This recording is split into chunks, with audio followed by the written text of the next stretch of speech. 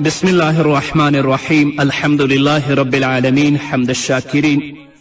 الصلاة والسلام على سيد الأنبياء والمرسلين سيدنا ونبينا وشفيعنا ومولانا محمد وعلى آله وأصحابه الطيبين الطاهرين. قدرمنو اوریدونکو د ژوند د لارې د خپرونې مینوالو السلام علیکم ورحمة الله وبرکاته. ستاسو روغتیا او خوشحالي د پاک رب نه غواړم په دې هیله چې د صحت او عافیت جامې پر تن ولرئ او خوشحالي مو په برخه وي. دا دی زه محمد یاسین فهیم د ژوند د لارې د خپرونې په وړاندې کولو کې ستاسو په خدمت کې یم. زموږ د نن ورځې د خپرونې موضوع بیا هم جنتي صحابه او صحابیات. حضرت عبدالله بن رواحه رضی الله تعالی عنه یو هم د هغو مبارکو اصحابو له جملې څخه دی چې نبی کریم صلی الله علیه وسلم په خپل مبارک ژوند کې هغوی ته د جنت زیری ورکړی دی. کله چې هغه په غزوه موته کې په شهادت رسیږي نو نبی کریم صلی الله علیه وسلم فرمایي زید، جعفر او عبدالله بن رواحه په جنت کې د سرو زرو پر تختونو ناست ول. عبدالله بن رواحه رضی الله تعالی عنه په بیعت عقبه کې شو او د بنو الحارث مشر ټاکل شوی و. په بدر، احد، خندق، حدیبیه، خیبر او عمرة القضا کې له محمد رسول الله صلی الله علیه وسلم سره ګډون کړی. یو ځل عبدالله بن رواحه رضی الله تعالی عنه په داسې حال کې جومات ته را روان و چې نبی کریم صلی الله علیه وسلم خطبه اوروله. نو نبی کریم صلی الله علیه وسلم وفرمایل اجلسو، یعنی کینی عبدالله ابن رواحه چې دا خبره د نبی کریم صلی الله علیه وسلم د خورې نه اوري نو د جومات نه بهر کینی. کله چې محمد رسول الله صلی الله علیه وسلم له خطبې نه فارغ شه او دا خبره ورسېده نو وی فرمایل د الله جل جلاله او رسول صلی الله علیه وسلم د فرمانبرداري حرص لا پسې زیات کړي. رسول الله صلی الله علیه وسلم داسې خطبه ویله چې اجلسو فجلس مکانه خارجا من المسجد حتى فرغ النبي صلى الله عليه وسلم من خطبته فبلغ ذلك النبي صلى الله عليه وسلم فقال زادك الله حرصا على توعية الله وتوعية رسوله. هغوی چې د محمد رسول الله صلی الله علیه وسلم د خولې نه کومه خبره اورېدله هغوی په خپل ژوند کې هغه عملي کوله. د حضرت عبدالله بن رواحه رضی الله تعالی عنه یوه ځانګړتیا دا وه چې تر ټولو مخکې به غذا ته تللو او تر ټولو وروسته به بیرته راستنېده. حضرت عبدالله بن رواحه رضی الله تعالی عنه د محمد رسول الله صلی الله علیه وسلم له شاعرانو څخه و او د شعر په ژبه به د محمد رسول الله صلی الله علیه وسلم ملاتړ کوه. یو ځل یې وفرمیل ابي تفرست فیک الخیر اعرفه والله يعلم أن ما خانني البصر أنت النبي ومن يحرم شفاعته يوم الحساب فقد أضرى به القدر فثبت الله ما آتاك من حسن فثبت موسى ونصرا كالذي نفر. بشکه ما په تا کې خیر لیدلی او ښه پرې پوه شوی یم. الله رب العزت ښه پوهیږي چې زما سترګو له ما سره خیانت نه دی کړی. ته داسې پیغمبر یې که څوک د قیامت په ورځ له شفاعته محروم شو نو داسې وبوله چې تقدیر یې هغه وروسته پاتې کړی نو الله رب العزت دې هغه ښایست لا پسې ثابت ولري چې تا ته یې درکړی لکه موسی یې چې ثابت ولره او ستا مرسته دې وکړي لکه چې د حضرت موسی علیه السلام مرسته یې وکړه. نو محمد رسول الله صلی الله علیه وسلم د حضرت عبدالله بن رواحه رضی الله تعالی عنه په ځواب کې ویل وانت فثبت الله یا ابن رواحه، او ای ابن رواحه الله رب العزت د تا هم ثابت قدم ولري. هشام ابن عروه فرمایي چې په رښتیا هم چې الله رب العزت ابن رواحه رضی الله تعالی عنه ته ثابت قدمی په نصیب کړې وه هغه شهید شو، د جنت دروازې ورته پرانستل شوې او جنت ته ورننوت. حضرت ابو دردا رضی الله تعالی عنه فرمایي زه الله ته له دې خبرې نه پناه وروړم چې زه دې کومه ورځ عبدالله بن رواحه یاد نه کړم. هغه به کله چې زما سره مخامخ شو نو په سینه به یې ووهلم او کله به چې تلو نو زما پر اوږو به یې لاس کیښوده او وبه یې فرمیل ای ابو دردا کینه چې قیامت سره یاد کړو موږ به کیناستلو الله رب العزت او د قیامت ورځ به مو سره یاد کړل نو عبدالله ابن رواحه به وفرمیل ای ابو دردا دا د ایمان مجلسونه دي په دې باندې الله یادیږي په دې باندې د انسانانو په زړه کې د الله رب العزت ویره پیدا کیږي خو عبدالله ابن رواحه رضی الله تعالی عنه اوس د محمد رسول الله صلی الله علیه وسلم په امر د موتې غذا ته روانیږي کله چې د مسلمانانو 3000 کسیز لښکر تیار او د هغوی د روانېدو وخت شه نو خلکو د محمد رسول الله صلی الله علیه وسلم له لورې له ټاکل شوو جنګي قمندانانو سره خدای پاماني وکړه په دې وخت کې عبدالله بن رواحه رضی الله تعالی عنه په ژړا شو چا ترې وپوښتل ای عبدالله ابن رواحه ولې ژاړې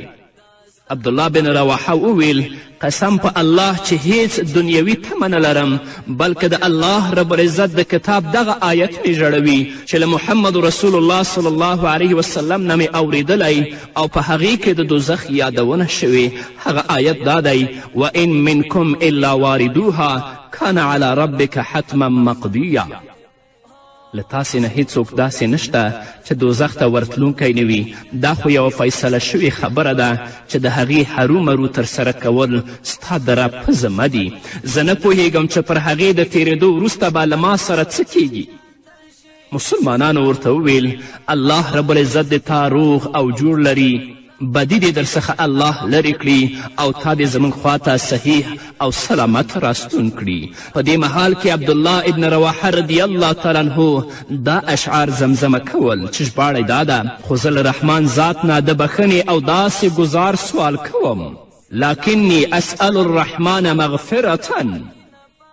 زه خو له رحمان ذات نه د بخښنې او داسې ګزار سوال کوم چې وینه ورسره دارې وکړي او یا دا چې حران زما له لاسه په داسې نیزه ولګیږي چې زر تر زره وژونکی وي داسې نیزه چې کلمې او زیګر څیرې کوي تر دې چې هغوی زما په قبر تیر شي او سره ووایي سبحان دا څومره زړور او هدایت موندونکی و د مسلمانانو لښکر روان شو او د شان په معان سیمه کې واړول هلته خبر شول چې هرقل هم له 100,000 رومي لښکر سره په بلقا سیمه کې اړولی دي او د هغه د ملاتړ لپاره د لخم جزام القین بلقا بهرام او د دې قبیلو نه 100,000 کسان هم له رومي لښکر سره یو ځای ملګري شوي دي کله چې مسلمانانو ته ټوله کیسه معلومه شوه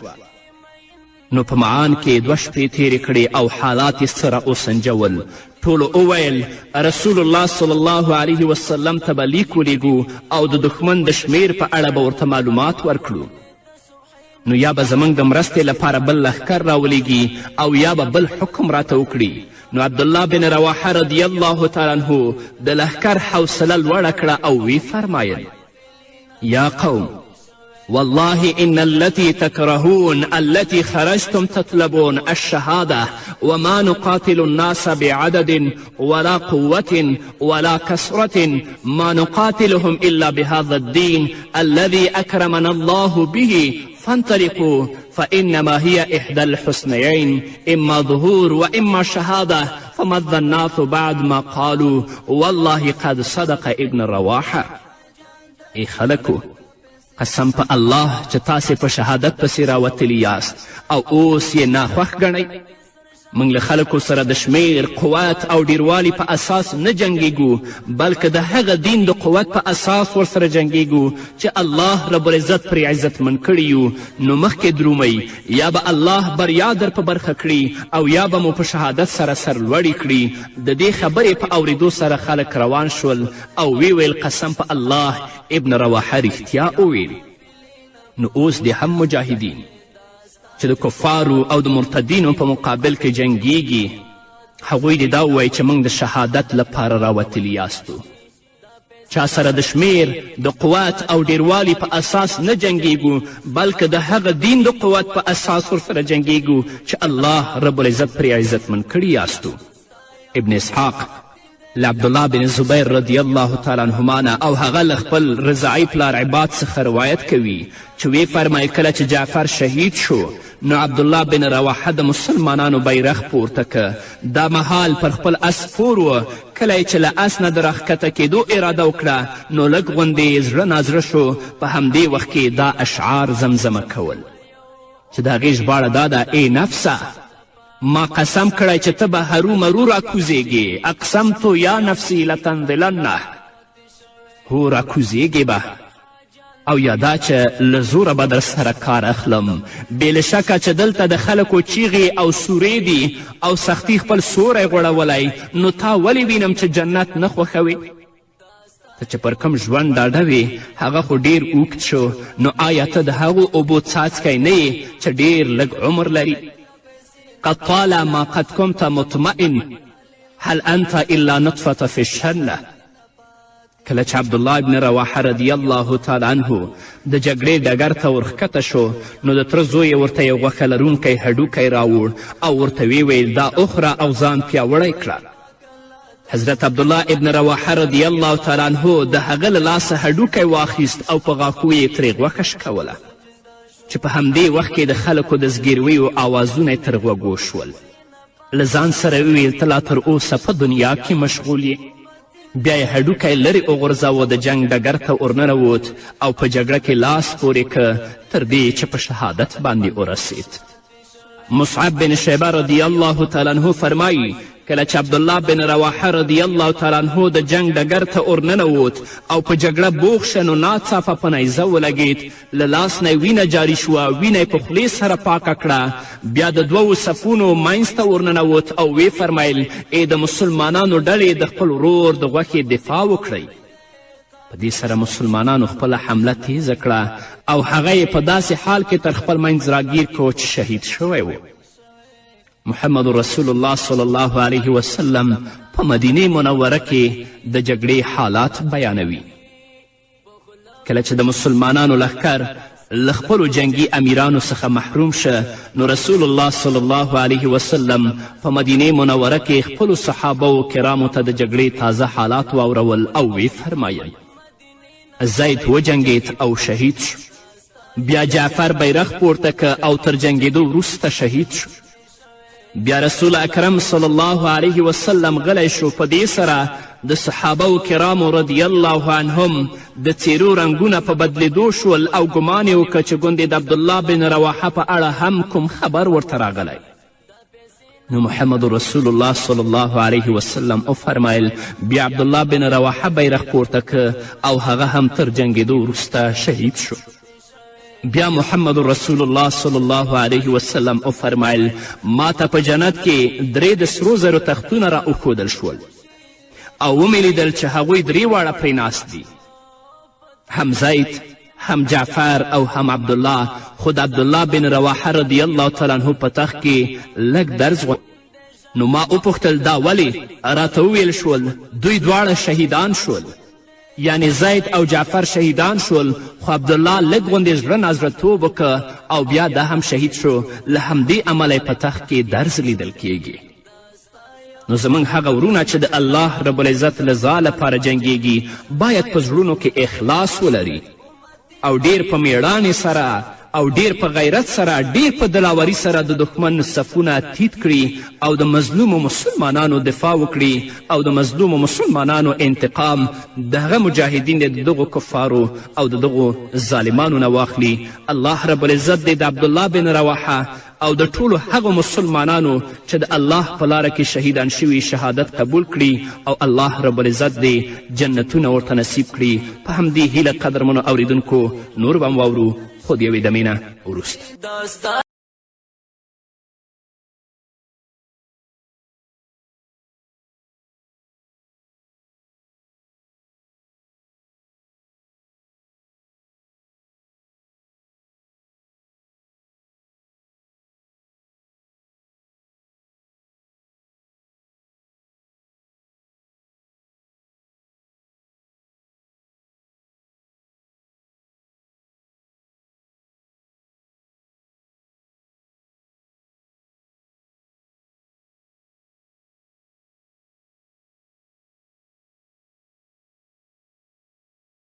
قدرمنو اوریدونکو بیا هم زموږ سلامونه او نیکې هیلې ومنئ.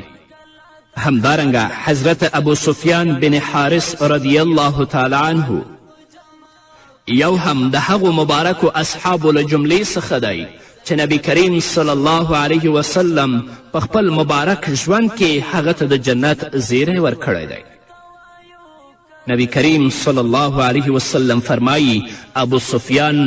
بن حارث سید فتیان اهل الجنه. ابو سفیان بن حارث د جنت د ځوانانو سردار دی. ابو سفیان بن حارث د محمد رسول الله صلی الله علیه وسلم د تره زوی دی. کله چې رسول اکرم صلی الله علیه وسلم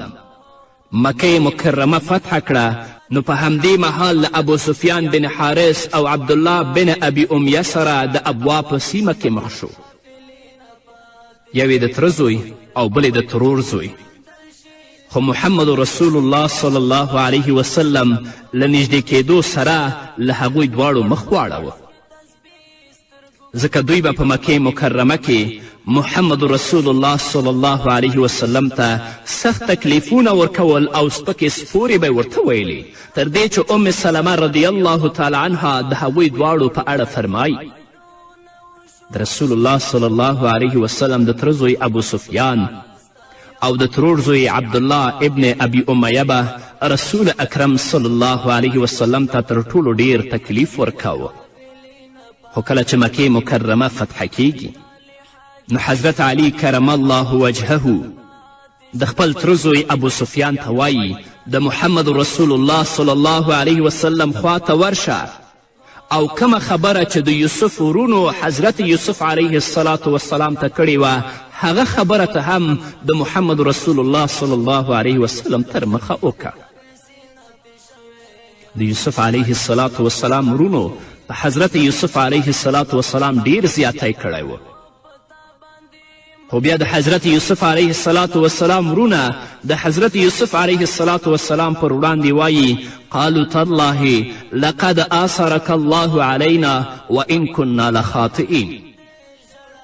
هغوی ویلې قسم په الله چې تا ته الله رب العزت پر موږ فضیلت در بخلی او په رښتیا چې موږ خطاکاران یو. نو حضرت علی کرم الله وجهه ورته وفرمیل چې دا خبره محمد رسول الله ته وکړه ځکه چې رسول الله صلی الله علیه وسلم په غوره خبره راضي کیږي. ابو سفیان هم داسې وکړل. رسول اکرم صلی الله علیه وسلم پر وړاندې وویلې تالله لقد آثرك الله علينا وإن كنا لخاطئين. نو محمد رسول الله صلی الله علیه وسلم په ځواب کې ورته وفرمیل لا تصریب علیکم اليوم یغفر الله لکم وهو ارحم الراحمین. کومه خبره چې یوسف خپل ورونو ته کړې وه اوس نبی کریم صلی الله علیه وسلم دا خبره د خپل تره زوی ته کوي. نن پر تاسې کومه پړه نشته. الله رب العزت دې تاسې ته بښنه وکړي، هغه تر ټولو زیات رحم کوونکی دی.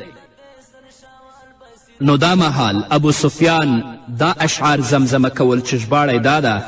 رسول الله ته وایي ستا په عمر مې دې قسم وي کله به چې ما بیرغ پورته کوه نو د لات لښکر به د محمد پر لښکر غالبېده. داسې لکه حیران سړی چې د شپې تیارې ته ورداخلیږي. همدا زما وخت دی کله چې د هدایت په لور بلنه راکړل شوه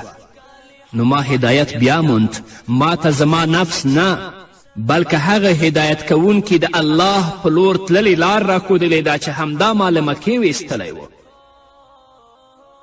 محمد رسول الله صلی الله علیه وسلم په سینه ووهه او وی فرمیل هو همدا تا زه د مکې مکرمې نه ویستلی وم. ابو سفیان رضی الله تعالی عنه تر اسلام راوړلو وروسته ډیر غوره مسلمان شو او بیا یې هیڅکله د رسول اکرم صلی الله علیه وسلم په وړاندې سر پورته نه که. محمد رسول الله صلی الله علیه وسلم به ورسره مینه کوله. هغه ته یې د جنت زیری اورولی او د هغه په اړه یې فرمایلي و وارجو ان یکونه خلفا من حمزه. هیلهمن یم چې د حمزه ځای به ونیسي. هشام بن عروه له خپل پلار نه روایت کوي چې نبی کریم صلی الله علیه وسلم وفرمیل ابو سفیان ابن حارث سید فتیان اهل الجنه. ابو سفیان بن حارث د جنت د ځوانانو سردار دی. حضرت ابو سفیان بن حارث رضی الله تعالی عنه د حنین د جګړې په ورځ د هغو صحابه کرامو له ډلې څخه و چې په سخت حالت کې له ثابت قدمي او د رسول الله صلی الله علیه وسلم څنګ ته پاتې شول. هغه له اهل بیتو څخه دی. کله چې د مرګ وخت را نږدې شو نو ویې فرمیل پر ما مه ژاړئ، قسم په الله له کومه وخته چې مسلمان شوی یم بیا مې هیڅکله له خولې نه بده خبره نه ده راوتلې. تاسو ګورئ د اسلام د مقدس دین برکت او عزت ته. مخکې د دې چې ابو سفیان بن حارث د اسلام په مقدس دین باندې مشرف شي، محمد رسول الله صلی الله علیه وسلم ته تکلیفونه ورکوي او محمد رسول الله صلی الله علیه وسلم د مکې مکرمې نه وباسي او هغه ته سپکې سپورې وایي. خو عزت په اسلام کې دی. کله چې هغه د اسلام په مقدس دین باندې مشرفیږي، د الله رب العزت په اوامرو او د الله رب العزت په احکامو باندې عمل کوي، د هغه په زړه کې د محمد رسول الله صلی الله علیه وسلم مینه پیدا کیږي، نو محمد رسول الله صلی الله علیه وسلم هغه ته د هغه په ژوند کې د جنت زیری ورکوي او چې کله وفات کیږي دا وایي چې پر ما باندې مه ژاړئ تر څو چې زه مسلمان شوی یم، زما د خولې نه بده خبره هم نه ده وتلې. نو قدرمنو اوریدونکو، موږ او تاسو خو تر وخته مسلمانان یاستو. راشئ په خپلو عملونو باندې یو وارې بیا کتنه وکړئ چې زموږ عملونه څومره د الله رب العزت د دین سره توافق لري او څومره د الله د دین نه خلاف دي. زموږ اخلاق آیا اسلامي اخلاق دي که نه؟ زموږ وینا اسلامي وینا ده که نه؟ زموږ جامې خویندو ورونو او دواړو ته وایم آیا هغه جامې دي چې الله او د الله رسول یو مسلمان ورور او خور ته بیانوي او که د هغو خلاف دي؟ په آخرت کې الله ته کوم عذر نه لرو. الله رب العزت رانه پوښتنه کوي راشئ د دې جنتي او د دې درنو صحابو کرامو سیرتونه واورئ او په خپل ژوند کې د دې نه ګټه پورته کړئ تر څو چې الله رب العزت عزت د دنیا او د آخرت زموږ په برخه کړي. په همدې هیله قدرمنو اوریدونکو، دا وه زموږ د نن ورځې خپرونه چې ستاسو درانه حضور ته وړاندې شوه. تر بلې خپرونې پورې چې زه بیا هم ستاسو درانه حضور ته راځم، تاسو ټول په پاک رب سپارم. پاتې ژوندم نیکمرغه، ښاد، بریالي او کامیاب اوسئ. پتا باندې مین دې ژړا تا پسې همیش کړې بې حده ډېر مجبور دی د صبحې نه پاتې شوی دا ستا یو امت دی قافلې نه پاتې شوی دا ستا یو امت دی قافلې نه پاتې شوی.